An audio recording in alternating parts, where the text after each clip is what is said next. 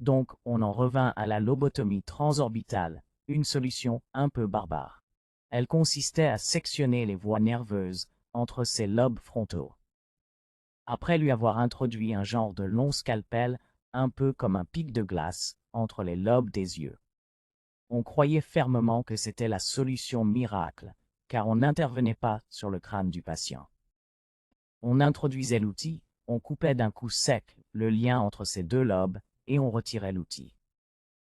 Cela paraissait rapide et la récupération se vantait comme presque immédiate. L'objet de cette intervention était de réduire les symptômes de santé mentale et le fonctionnement des membres du corps, et d'annuler la douleur. Il faut dire que beaucoup d'interventions eurent du succès et des personnes ont pu mener une vie indépendante après.